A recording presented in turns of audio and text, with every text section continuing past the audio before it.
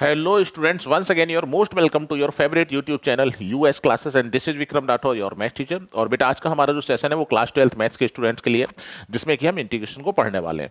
तो चलिए सबसे पहले हम जानते हैं कि इंटीग्रेशन हमारा क्या होता है। इंटीग्रेशन दो तरह के होते हैं, एक आपका इंडेफिनिट इंटीग्रेशन होता है और एक डेफिनिट इंटीग्रेशन होता है। बट इस पर बात करने से पहले हम जानना चाहेंगे कि इंटीग्रेशन हमारा क्या होता है। इंटीग्रेशन को हम एंटी डेरिवेटिव भी बेटा बोलते हैं, एंटी डेरिवेटिव, और इसको रिवर्स प्रोसेस ऑफ डेरिवेटिव भी बोल सकते हैं, है ना। ये रिवर्स प्रोसेस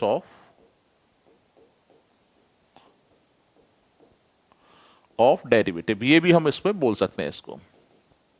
जैसे हम बात करते हैं बेटा यहां पर एक्स स्क्वायर, हमारा कोई भी हमने एक यहां पर फंक्शन लिया एक्स स्क्वायर के अगर हम डेरिवेटिव की बात करें तो वी नो दैट क्लास 11 से हम ये बात जानते हैं कि जो हमारा एक्स स्क्वायर का डेरिवेटिव होगा 2x होगा। तो इसी तरह से अगर हम 2x के एंटी डेरिवेटिव यानी कि इंटीग्रेशन की अगर हम बात करते हैं, है ना, इंटीग्रेशन की अगर हम बात करते हैं यहां पर, तो वो क्या हो जाएगा, आपका एक्स स्क्वायर हो जाएगा। यानी कि अगर एक्स स्क्वायर का डेरिवेटिव या डिफरेंशिएशन हमारा 2x है तो 2x का जो इंटीग्रेशन है वो हमारा एक्स स्क्वायर हो जाएगा, ठीक है ना। अगर इसी बात को हमें लिखना हो कि एक पहले तो इंटीग्रेशन का साइन जो होता है वो लॉन्ग एस इस तरह से बनाते हैं हम लोग, और हम 2x के इंटीग्रेशन की बात कर रहे हैं यहां पर, 2x का इंटीग्रेशन, ठीक है ना, यानी कि इंटीग्रेशन ऑफ 2x, और यहां पर dx और लिखते हैं। dx का मतलब होता है विद रिस्पेक्ट टू x, है ना, विद रिस्पेक्ट टू x, और ये क्या हो जाएगा, हमारा एक्स स्क्वायर हो जाएगा। आप याद रखिएगा जो ये सिंबल यहां पर बना हुआ है ये इनडेफिनिट इंटीग्रेशन का सिंबल है, ठीक है ना। डेफिनिट का सिंबल कैसे होगा, डेफिनिट में हमें यहां पर आगे चलकर हम डिस्कस करेंगे, ये यहां पर लिमिट यानी लोअर लिमिट और अपर लिमिट भी लिखी होगी, इसके बारे में हम बाद में बात करेंगे। अगर सिर्फ ये सिंबल बना हुआ है इसको हम इनडेफिनिट इंटीग्रेशन बोलते हैं, बेटा ध्यान रखिएगा, ठीक है ना। तो indefinite integration of 2x with respect to dx क्या होगा, एक्स स्क्वायर होगा, और यहां पर हम एक कांस्टेंट या फिर इंटीग्रेशन कांस्टेंट c जरूर लगाते हैं, ठीक है ना। इसको हम इस तरह से यहां पर लिख सकते हैं। अब बात आती है कि हम ये c क्यों लगाते हैं। तो बेटा आप इस बात को समझ सकते हैं, इस बात को मैं दूसरी तरह से समझाता हूं आपको कि सपोज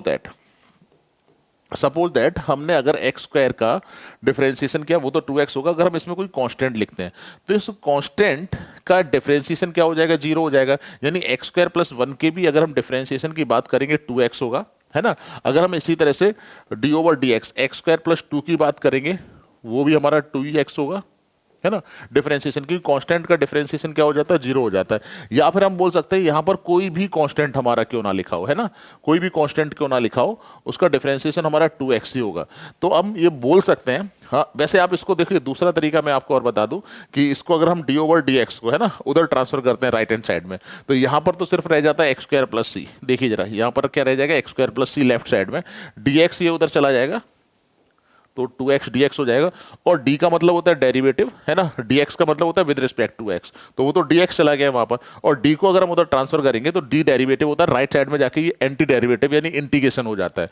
तो फिर आप इसको इस तरह से लिख सकते हैं, देखिए यहां पर जरा, है ना, यहां पर इस तरह से हम ये मान लेते हैं कि कोई कांस्टेंट रहा होगा जिसका कि डिफरेंशिएशन 0 हो गया होगा। अगर हम बात करें जैसे सपोज दैट कि 2x का इंटीग्रेशन अगर x स्क्वायर है तो x स्क्वायर का डिफरेंशिएशन हमारा 2x होगा, लेकिन एक नंबर यहां पर कांस्टेंट भी होगा जिसका कि डिफरेंशिएशन 0 हो गया होगा, है ना। तो इस अगर हम सिर्फ x स्क्वायर लिखेंगे तो यहां पर एक कॉन्ट्राडिक्शन जनरेट हो जाएगा, ठीक है ना। उस कॉन्ट्राडिक्शन को रिसॉल्व करने के लिए हम मान लेते हैं, वैसे तो आप लॉजिकली इस बात को समझ सकते हैं कि यस बिल्कुल सही बात है कि यहां पर अगर कोई भी कांस्टेंट लिखा होगा उसका तो डिफरेंशिएशन 0 ही हो जाएगा, तो अल्टीमेटली तो ये हमें 2x ही देने वाला है ना, 2x ही देने वाला है। तो वो कांस्टेंट क्या करते हैं, हम यहां पर प्लस सी करके लिख देते हैं, इसको हम इंडेफिनिट कांस्टेंट भी बोलते हैं, ठीक है ना, मतलब integral constant, sorry integral constant भी हम इसको बोलते हैं, इंटीग्रेशन कांस्टेंट भी बोलते हैं। तो कभी भी अगर आपको इंडेफिनिट इंटीग्रेशन करना हो किसी भी फंक्शन का तो प्लस सी ये कांस्टेंट हमेशा अप्लाई करते हैं, पहली चीज तो आपको ये रखनी है याद, ठीक है ना। तो ये तो एक छोटा सा इंटीग्रेशन हो गया, छोटा सा इंट्रोडक्शन हो गया कि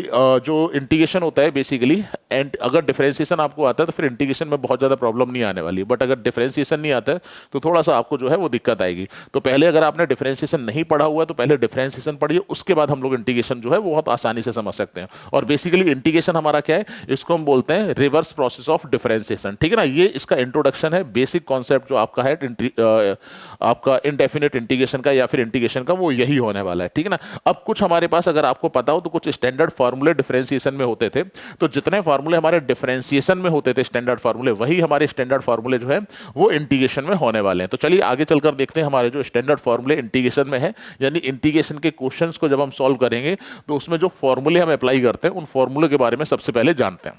तो सबसे पहले फॉर्मूला आता है आपका x to the power n d x, ये इक्वल टू एक्स की पावर एन प्लस वन और n plus one plus C लिखा हुआ और यहाँ पर एन वन के इक्वल नहीं होता। ये पहला फॉर्मूला आपको यहाँ पर दे रखा है, ठीक है ना। इसको थोड़ा सा मैं आपको एक्सप्लेन कर देता हूँ। ये जो फॉर्मूला यहाँ पर लिखा हुआ है बेटा, वो फॉर्मूला है यहाँ पर इंटीग्रेशन ऑफ एक्स की power n plus one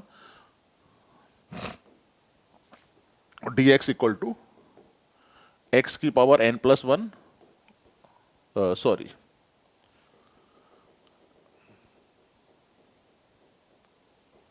x की पावर एन का, सॉरी एक्स की पावर एन का इंटीग्रेशन एक्स की power n plus one upon n plus one और प्लस इंटीग्रेशन कांस्टेंट सी, जहां पर एन जो है वो माइनस वन के इक्वल नहीं होता है। अगर हम ये बोल रहे हैं कि एक्स की पावर एन का इंटीग्रेशन अगर ये है, तो इसका डिफरेंशिएशन जो होगा, है ना, डिफरेंशिएशन वो x की पावर n होना चाहिए, है ना। इसका मीनिंग यही हुआ आपका, है ना।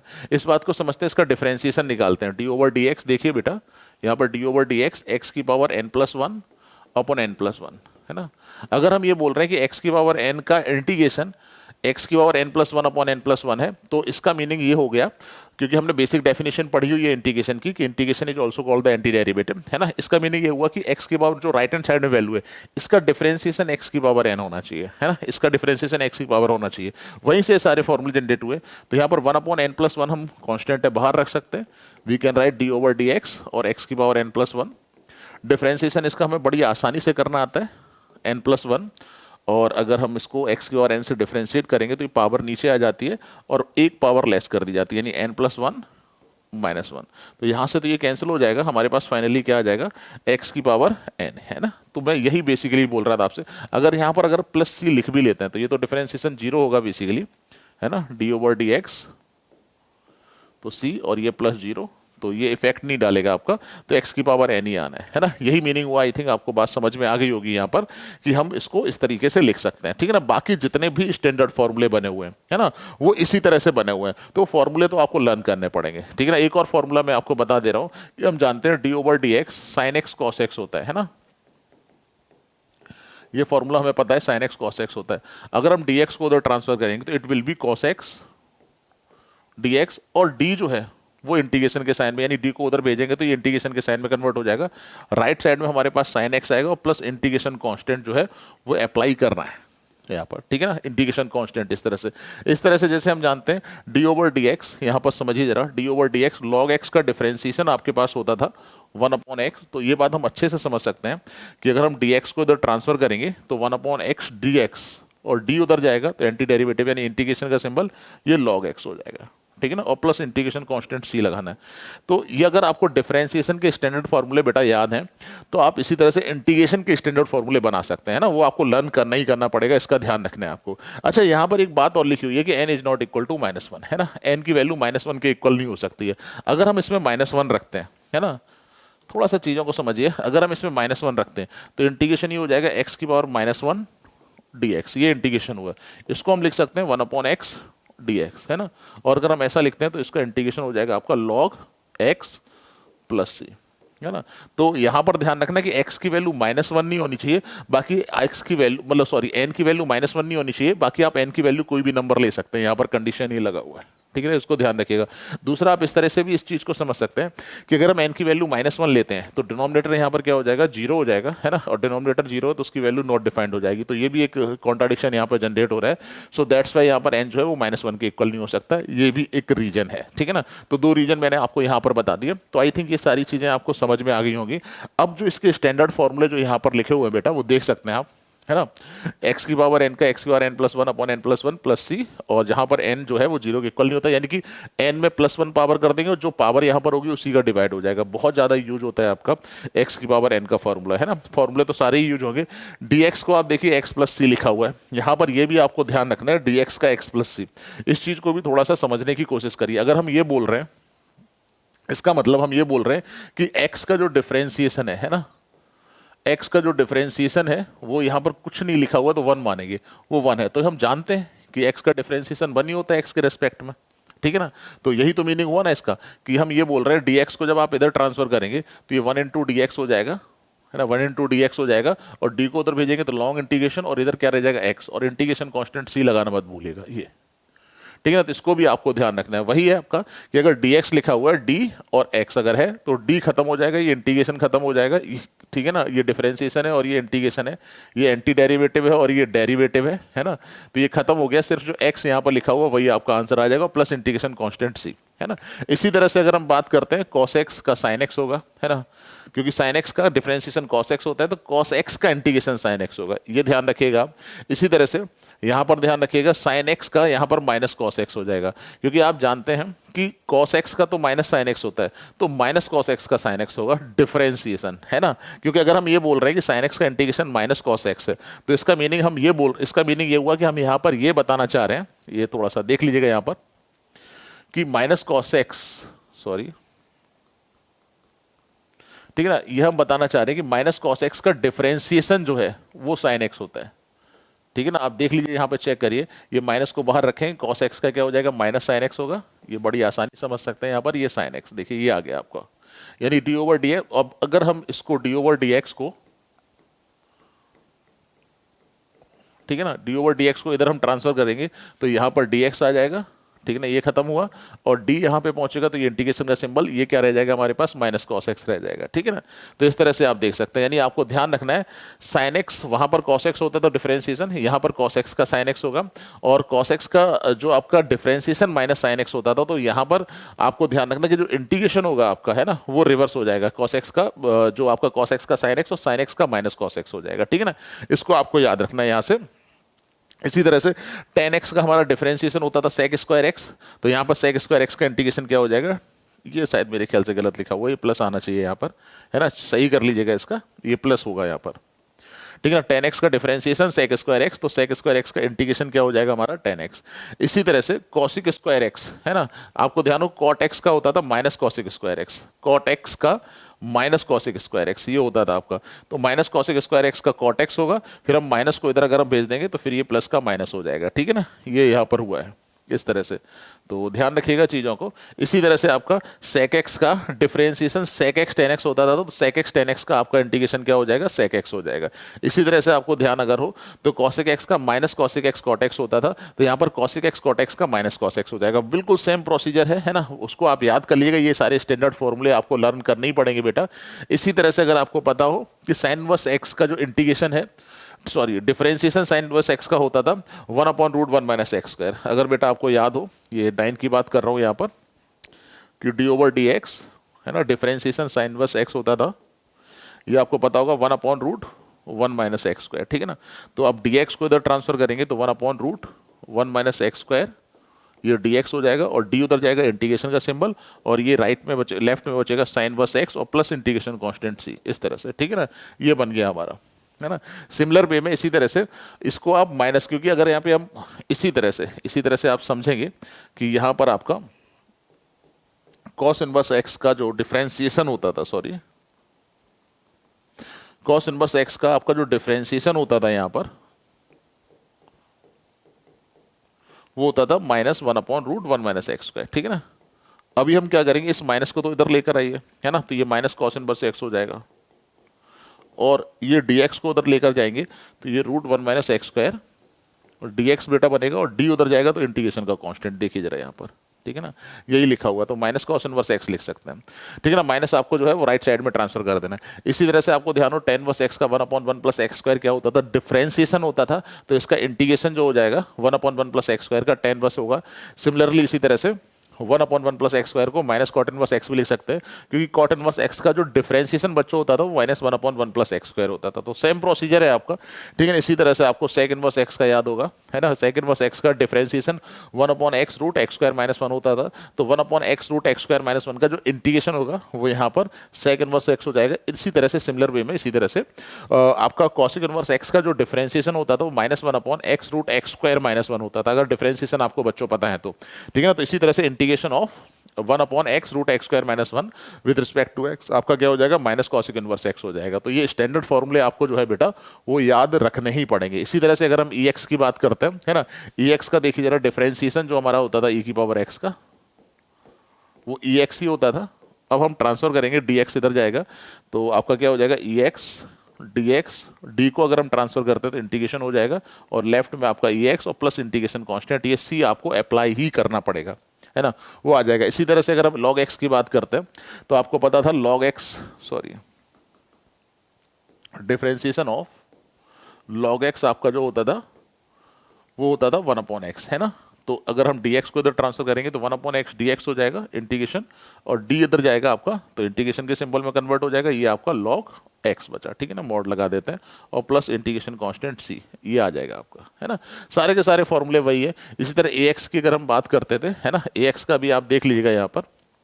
अगर हम ax की बात करते हैं तो ax का जो डिफरेंशिएशन होता था बेटा, है ना, वो होता था हमारा ax लॉग ए, है ना, इस तरह से हम लिखते थे। तो dx को उधर ट्रांसफर करिए और log a को इधर लेकर आइए, कांस्टेंट है, तो ax dx हो गया, और यहाँ पर ax अपॉन log a हो जाएगा, है ना। और जो d है इसको भी अगर हम ट्रांसफर करेंगे राइट साइड में, तो ये देखिए यहाँ पर इस तरह से बनेगा, और यही लिखा हुआ है यहाँ पर, देखिए जरा चेक करिए। ये कुछ स्टैंडर्ड फॉर्मूले हैं बेटा, वो आपको याद करने पड़ेंगे। जितने हमारे स्टैंडर्ड फॉर्मूले डिफरेंशिएशन में थे, उतने ही स्टैंडर्ड फॉर्मूले हमारे जो है वो इंटीग्रेशन में होने वाले हैं, ठीक है ना। तो चलिए, आई थिंक ये आपको समझ में आ गया होगा। अब जल्दी से हम लोग अपनी एक्सरसाइज की तरफ चलते हैं। यहाँ पर कुछ क्वेश्चंस लिखे हुए हैं, जल्दी से हम आपको बता देते हैं इन क्वेश्चंस को, इन क्वेश्चंस को करने का क्या तरीका है। तो सबसे पहला क्वेश्चन, क्वेश्चन नंबर फर्स्ट, ये हम इंटीग्रेशन ऑफ sin 2x। सबसे पहले तो इसका करने का तरीका क्या होता है मैं आपको बता देता हूँ। यहाँ पर जो 2x लिखा हुआ है इसको t मानिए आप, 2x इक्वल टू हमने यहाँ पर t माना, इसको डिफरेंशिएट करेंगे, क्योंकि फंक्शन हमारा जब sin t लिखेंगे हम यहाँ पर, तो dx नहीं, यहाँ पर dt होना चाहिए, है ना। तो dx को हम dt के टर्म्स में कन्वर्ट करेंगे, उसके लिए हमें क्या करना पड़ेगा, यहाँ पर इसको, जिसको आपने 2x इक्वल टू t माना है, इसको हमें डिफरेंशिएट करना पड़ेगा। अच्छा, मैं फिर बोल रहा हूँ, ये स्टैंडर्ड फॉर्मूले तो हम लोगों ने लर्न कर लिए, बट क्वेश्चन अटेम्प्ट करने का हमारा प्रोसीजर क्या होगा, उसी प्रोसीजर को मैं यहाँ पर डिस्कस कर रहा हूँ। अगर यहाँ पर सपोज दैट 2x के प्लेस पर x होता, है ना, 2x के प्लेस पर अगर x होता, तो ये इंटीग्रेशन ऑफ sin x हो गया होता, और इंटीग्रेशन ऑफ sin x को हम बड़ी आसानी से विद रिस्पेक्ट टू x कर सकते हैं, ठीक है ना। वो हमारा क्या होता है, वो माइनस कॉस x होता है। तो यहाँ पर 2x को हमें x बनाना है, तो हम क्या कर रहे हैं, यहाँ पर 2x को हमने t लेट कर लिया, x मत बनाइए, sin t बना लीजिए। तो हम अगर यहाँ पे sin t बना रहे हैं, तो यहाँ पर भी हमें dt करना पड़ेगा। तो जब हम 2x को t मानेंगे, फिर इसको हम क्या करेंगे, x के रिस्पेक्ट में इसको डिफरेंशिएट करना पड़ेगा। तो 2 तो 2 हो जाएगा, और x का 1 हुआ, t का डिफरेंशिएशन x के रिस्पेक्ट में dt ओवर dx होगा। हमें जो वैल्यू निकालनी है वो dt की निकालनी है, तो dt इक्वल टू, सॉरी, हमें जो वैल्यू निकालनी है वो dx की वैल्यू निकालनी है। तो यहाँ पर dx जो हमारा हो जाएगा वो 1/2 dt होगा, है ना, 1/2 dt। ये देखिए यहाँ पर, अब ये वैल्यू यहाँ पर हम लोग रखना स्टार्ट करते हैं।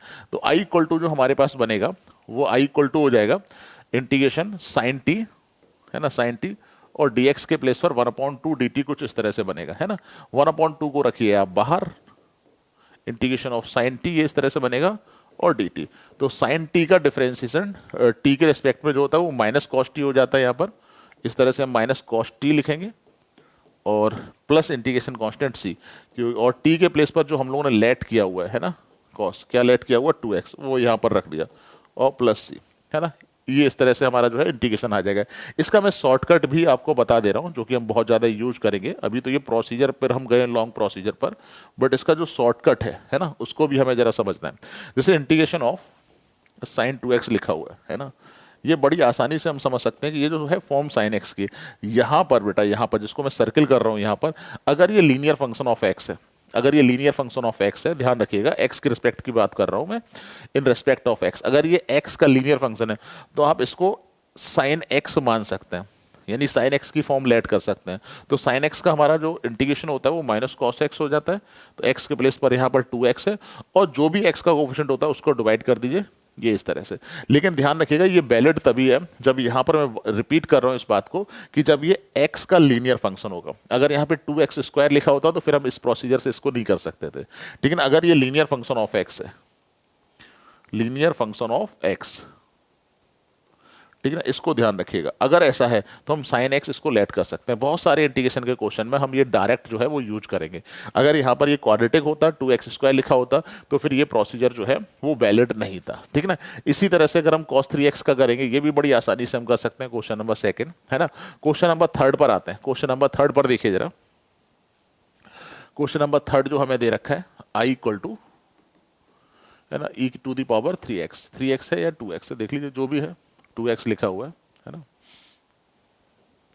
2x, यहाँ पर फिर समझिए जरा, लॉन्ग प्रोसीजर पर अगर हम जाएंगे, है ना, तो ये e की पावर x की फॉर्म लग रही है हमें, है ना, e की पावर x जो हमने स्टैंडर्ड फॉर्मूले लिखाए हैं ये उसी से मैच कर रहे हैं। तो क्या हम इसको e की पावर x मान सकते हैं? बिल्कुल मान सकते हैं। यहाँ पर अगर ये लीनियर फंक्शन ऑफ x है, बेटा ध्यान रखिएगा, लीनियर फंक्शन ऑफ x अगर है तो हम इसको x कंसीडर कर सकते हैं, इसको हम x कंसीडर कर सकते हैं। तो अगर x कंसीडर कर रहे हैं तो e to the power x का जो डिफरेंशिएशन होता है वो सॉरी इंटीग्रेशन जो होता है वो e to the power x ही होता है, यानी e की पावर 2x हो जाएगा, और जो भी x का कोएफिशिएंट है उसको आप डिवाइड कर दीजिए, ठीक है ना।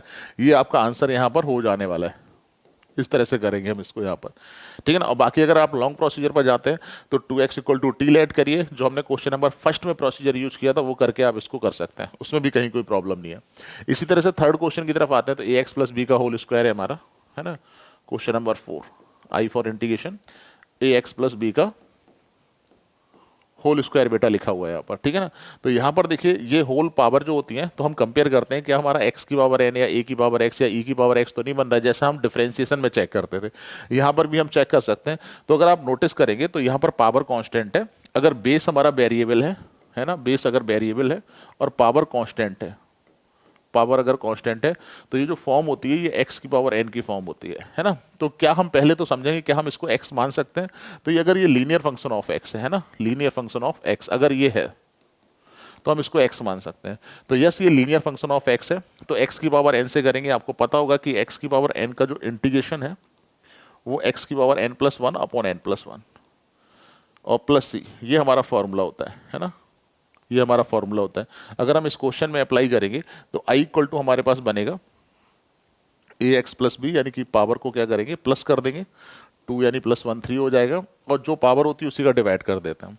बस ये भी ध्यान रखना है कि जब अगर आपने x लेट किया है ना, x तो था नहीं, फंक्शन ऑफ x था हमारा, तो जो x का कोफिशिएंट होगा उसको हम डिवाइड जरूर करेंगे, यही हमारा फाइनल आंसर है, ठीक है ना। इसे आपको समझना पड़ेगा, बहुत आसानी से हो गया ये। और अगर आप लॉन्ग प्रोसीजर से जाते हैं तो यहाँ पर आप a x plus b equal to t let करिए, है ना, a x plus b equal to, देखिए जरा यहाँ पर ये भी हम कर सकते हैं, a x plus b equal to t let किया, डिफ्रेंशिएट करेंगे इसको हम विद रिस्पेक्ट टू एक्स, तो ए तो कांस्टेंट है, एक्स का 1 और प्लस बी का 0 और टी का हो जाएगा D T over d x, है ना। हमें जो वैल्यू निकालनी है बेसिकली डी टी की निकालनी है, तो ये 1 अपॉन ए डी एक्स कुछ इस तरह से आएगा। अब अगर ये वैल्यू आप यहाँ पर रखेंगे तो आई इक्वल टू बनने वाला है यहाँ पर टी स्क्वायर, और डी एक्स के प्लेस पर 1 अपॉन ए डी टी कुछ इस तरह से।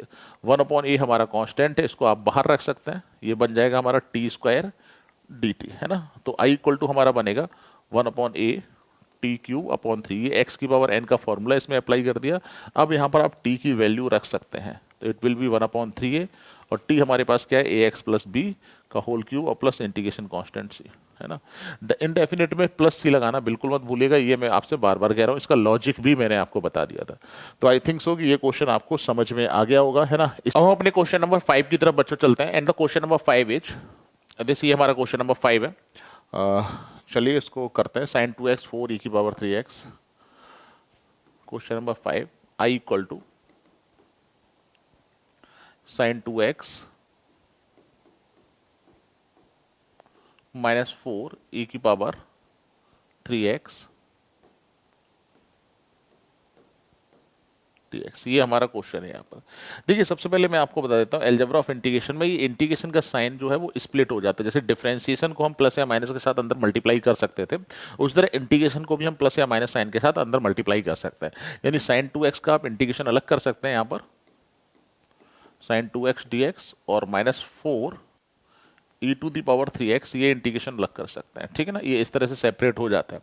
अब जैसा मैंने आपको बताया यहाँ पर कि अगर ये लीनियर है, यानी साइन के साथ जो ये मल्टीपल में लिखा हुआ है, ठीक है ना, साइन के साथ जो इंटू तो नहीं बोलेंगे हम, ठीक है ना, साइन के साथ जो ये लिखा हुआ है एंगल हमारा, अगर ये लीनियर है तो हम इसको साइन एक्स की फॉर्म बेटा मान सकते हैं।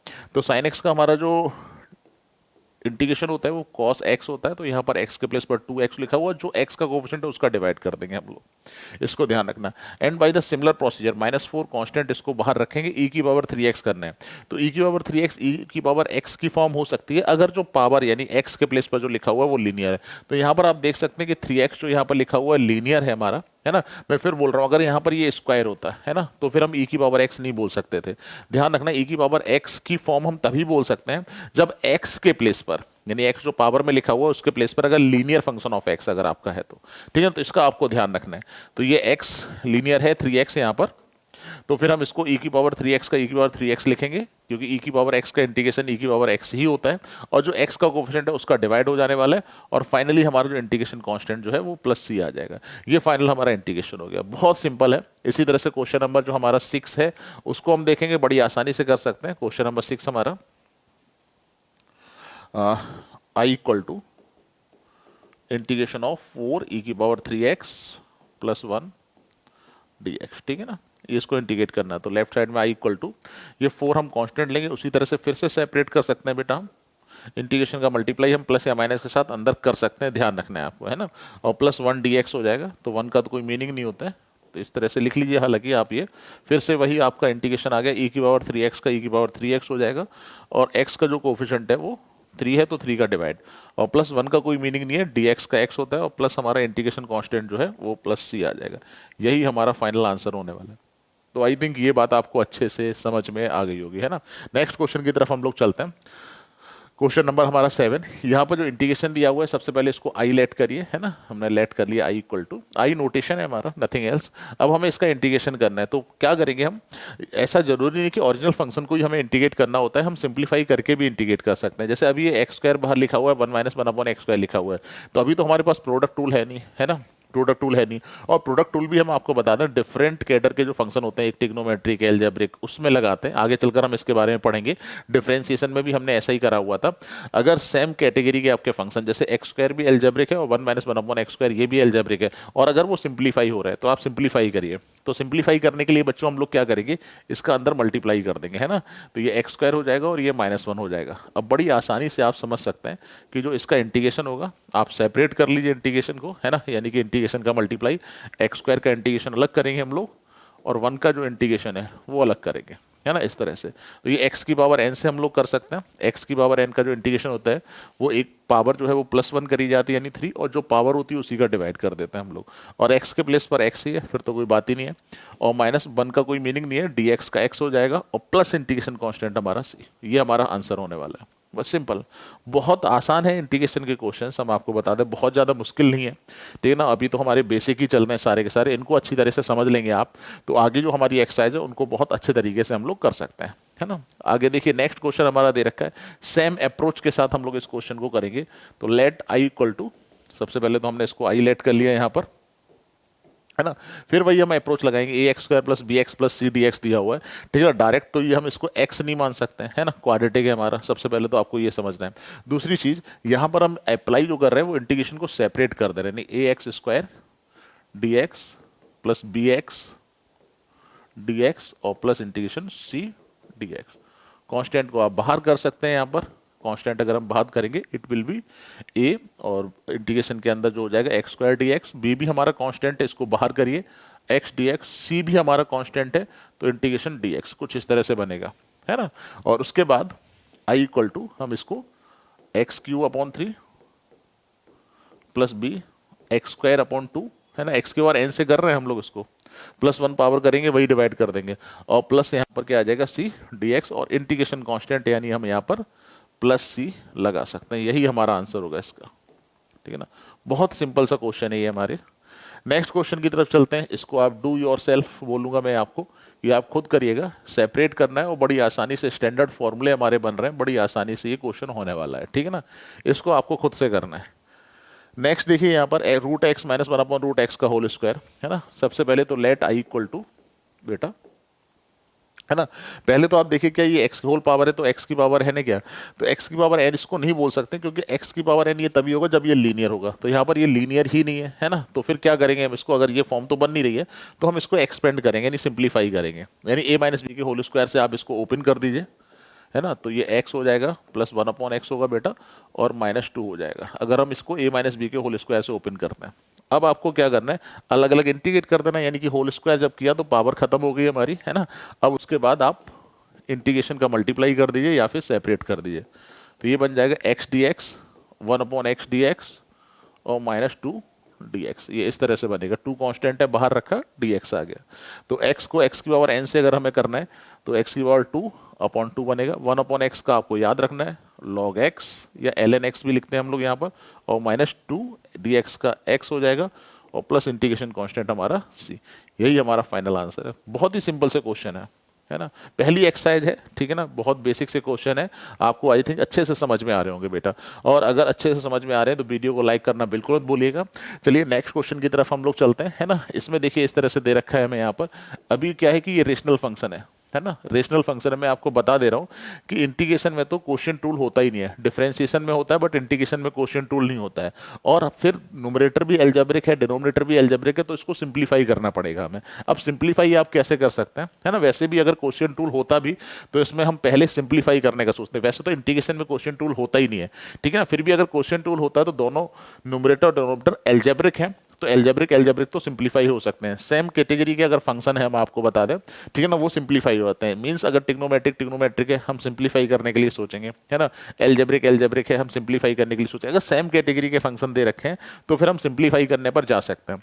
तो यहाँ पर अगर हमें इसको सिंप्लीफाई करना हो, है ना, तो सबसे पहले हम क्या करेंगे, हम इसको सेपरेट कर रहे हैं। देखिए इस तरह से x square plus 5x² upon x² और माइनस 4 अपॉन x², कुछ इस तरह से हम यहाँ पर लिखेंगे। ये dx कुछ इस तरह से बनेगा। तो i इक्वल टू आ जाएगा आपका ये x प्लस 5, और इसको हम 4x की पावर माइनस 2 लिखेंगे, है ना। ये dx, ये डिफरेंशिएशन में भी हम ऐसा ही करते थे कि अगर न्यूमरेटर कांस्टेंट है और डिनोमिनेटर में x टू दी पावर है, तो ठीक है ना, तो उसको न्यूमरेटर में ले जाके नेगेटिव पावर या नेगेटिव से पॉजिटिव या पॉजिटिव से नेगेटिव में कन्वर्ट कर लेते हैं। तो यहाँ पर आप इसको क्या करना है, सेपरेट करिए। x dx, 5 हमारा कांस्टेंट है, dx बनेगा, माइनस 4 कांस्टेंट है, x की पावर माइनस 2 dx, कुछ इस तरह से यहाँ पर बेटा बन जाएगा। यहाँ पर आप देख सकते हैं। अब बड़ी आसानी से इंटीग्रेट कर लेते हैं हम लोग, है ना। i इक्वल टू एक्स का x की पावर n से करेंगे तो x की पावर 2 अपॉन 2, है ना। x की पावर n वैलिड तब नहीं है जब x की पावर -1 है ना। यहाँ पर तो हो जाएगा वैलिड। तो प्लस 5 dx का x होगा, और माइनस 4, यहाँ पर -2 पावर है। अगर हम पावर +1 करेंगे, है ना, तो ये -1 होगा, और ये जो पावर होती है उसी का डिवाइड कर दिया था, और प्लस इंटीग्रेशन कांस्टेंट। ये हमारा फाइनल आंसर है। एक स्टेप हम सिंप्लीफाई करके लिख सकते हैं, है ना। जो नेगेटिव पावर है माइनस माइनस प्लस हो गया, और ये 4 अपॉन एक्स और प्लस इंटीग्रेशन कांस्टेंट, ये हमारा सी चल रहा है। यही हमारा फाइनल आंसर है, ठीक है ना। बहुत सिंपल से क्वेश्चन है, इसको प्रैक्टिस करना है अच्छे से, क्योंकि अगर हमारे स्टार्टिंग के क्वेश्चन बनने लगेंगे तो आगे आपको क्वेश्चंस करने में भी आसानी रहेगी, और एक कॉन्फिडेंस बेटा जनरेट होता है कि हाँ हम क्वेश्चंस करने लगे। तो ऐसा नहीं है बहुत आसान है, इसको छोड़ दिया और हम आगे की एक्सरसाइज को सॉल्व करने लगे। इनको आप पहले अच्छे से करिए, उसके बाद आगे एक्सरसाइज के क्वेश्चन भी बेटा डेफिनेटली बनेंगे, ठीक है ना। सेम अप्रोच के साथ इस क्वेश्चन को भी हम कर सकते हैं, और इस क्वेश्चन को मैं कहूँगा, वहाँ पर x² था और यहाँ पर √x है, तो इस क्वेश्चन को बेटा खुद से करना है आपको, डू योर सेल्फ, ठीक है ना। ये खुद से बनाइएगा आप, क्वेश्चन बन जाएगा आपसे। नेक्स्ट क्वेश्चन की तरफ चलते हैं। इस क्वेश्चन को देख लीजिएगा, अप्रोच सेम है हमारी, है ना। इस बार बस क्या था, अभी तक हमें x² और √x दिया गया था लास्ट क्वेश्चन में, यहाँ पर x-1 है।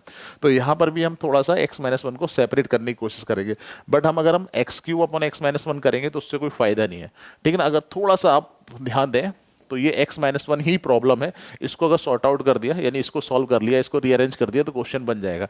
आप नोटिस करें तो हम न्यूमरेटर में x-1 बनाने की कोशिश करते हैं। कैसे, फैक्टर करिए आप, x³ माइनस x² में से अगर हम x² कॉमन लेंगे तो x-1 बचेगा, और +1 यहाँ पर कॉमन लेते हैं तो x-1 यहाँ पर भी हो जाएगा। अगर 9 से आपने फैक्टराइजेशन सीखे हो तो ये बन जाएगा। तो इस बार क्या हुआ है कि ये x-1 आपका कैंसिल हो जाएगा। देखिए जरा, x-1 और x² + 1 बनेगा x-1। अब देखिए सेपरेट करने की हमें जरूरत नहीं हुई, ये देखिए कैंसिल हो जाएगा, ठीक है ना। यहाँ पर ये कैंसिल होने के बाद ये बन जाएगा x² + 1 dx। इसको आप सेपरेट करिए, यहाँ पर x² dx को अलग और +1 dx अलग होगा।